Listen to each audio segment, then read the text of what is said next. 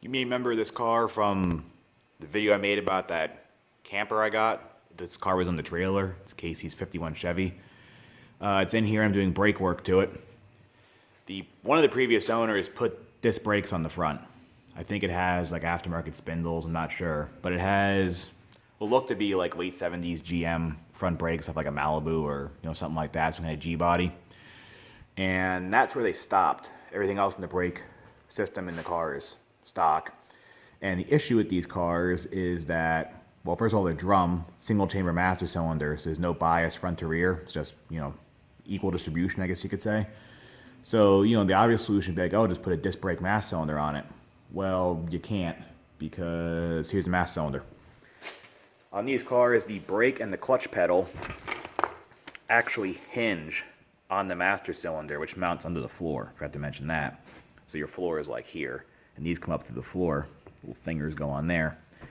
So you can't really easily change this to a disc brake master, and that's probably why the guy kind of gave up and stopped working on it. He realized he bamboozled himself. So here is what we're going to do to fix that. I got this contraption from Master Power Brake. This bracket goes under the floor. You can see it has mounting provisions for your brake and your clutch pedal. And then they give you I'm not sure the year, but it's a 60s Mustang master cylinder. You can tell it's a disc drum because they're disproportionate sized units. There's no good sign of it. This for your disc brake and then your drum brake reservoir. It's split in the middle, so it's a separate bias front to rear. And then you put the pedals from the old master on here. A little rod goes in and pushes this master this way, and then hooks up the clutch and all that. Comes with all the good hardware here. Like there's the rod for the booster. Then I got a Summit Racing universal disc drum proportioning valve to put on it, because you should run a proportioning valve in general, but especially with a disc brake to drum brake application, because the brakes are going to be biased differently, so you don't lock up the rear brakes before the fronts even engage. I have residual pressure valves. The blue one is for the disc brakes for the front, the red one's for the drum brakes in the rear. What this does is, because the master cylinder is lower than the bleeders, technically on the calipers and the wheel cylinders, if you don't install these, you can get a spongy pedal, because the fluid is going to drain back in the master quicker, or more of it, I should say. So these will actually keep a little bit of pressure in the brake lines, not enough to cause the drag, but just enough so that when you hit the pedal, like the brakes are right there. Now putting this stuff on, it might not have a soft pedal, but just put these on right away, and then that solves that issue. Then I have new wheel cylinders for the rear. They're just the stock Chevy wheel cylinders, and I have some brake hoses that I'm going to try and make fit. Just kind of guesstimated which brake hoses will work for this. Got some more work done on it. I have the hard lines up to the wheels. These are, ironically enough, square body Chevy hoses. They're off like a 85 C10. We made these little brackets that are welded to the control arm to hold them, just like the factory was in the truck. And then just metric GM banjo bolts holding the calipers. So these are definitely like either S10 or G body calipers, something like that. So both fronts are done. I also just tied the rest of the 3/16 brake lines up to the frame. Here's the underside goodness. There's the proportioning valve. There is the residual pressure valves, which go to the master cylinder, well, between the master cylinder and the proportioning valve. And I don't know if I already stated it, but those keep a little bit of pressure in the brake lines going front and back, so that you have a good pedal. Because you get a weird pedal when when your master cylinder is lower than the bleeder screws on the front and the back of the car. But these are all lines running all around. We started bleeding it. Got to bleed the rear and then button a few things up, like putting the clutch linkage back in. This thing's all done.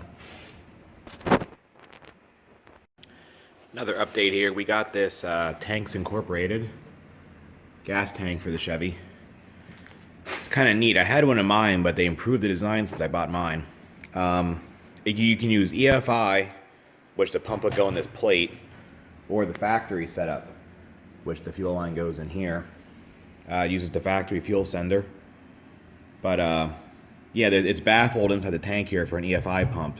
So if you want the EFI, they have a sending unit that would bolt in here and place this plate. It comes with new straps, which there. Comes with a new like filler neck hose. Came with these screws. All kind of goodness.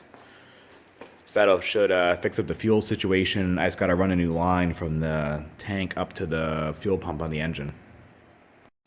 Last night I got the tank in. There was only one little issue with it, is that these straps are kind of like universal ones.